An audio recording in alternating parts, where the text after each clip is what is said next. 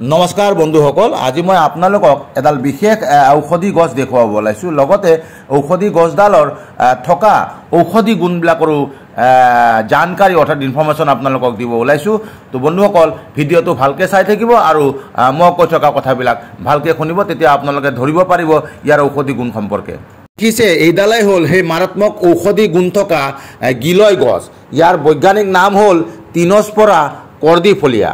অসমীয়াত এই লতাডালক তিনিটা নামেৰে জনা যায়: আমৰ লতা, গুৰুচিনি লতা আৰু দেওধাৰে লতা।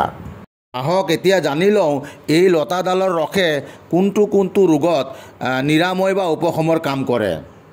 ই একেধাৰে জ্বৰ, ডায়েবেটিছ, আঁঠু বা ঘিলাৰ বিষ, পাচন সম্পৰ্কীয় সমস্যা, ৰোগ প্ৰতিৰোধ ক্ষমতা বৃদ্ধি কৰে, স্কিন ৰোগ, শ্বাস প্ৰশ্বাস জাতীয় সমস্যাৰ লগতে কেঞ্চাৰৰ নিচিনা মাৰাত্মক ব্যাধিৰো উপশমত সহায় কৰে।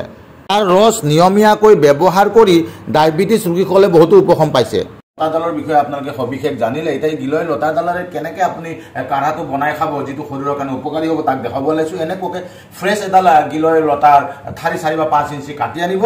কাটি অনাৰ পিছত ইয়াক এনেকৈ আপোনালোকে 1 টুকুৰা 2 টুকুৰা এনেকৈ 3-4 টুকুৰা কৰি সৰু সৰুকৈ কাটি ল'ব।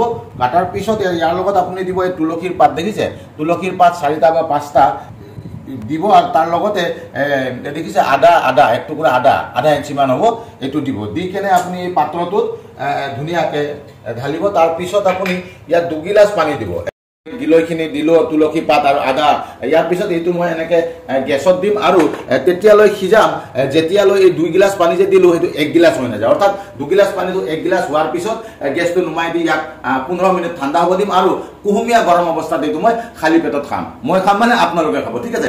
এই পদ্ধতিত যদি আপোনালোকে ৰাতিপুৱা সদায় নহ'লেও সপ্তাহত 2টা বা 3টা দিন যদি খায়, তেনেহ'লে আগতে কৈ অহা অসুখবিলাকৰ পৰা ৰোগবিলাকৰ পৰা বহুখিনি উপশম পাব।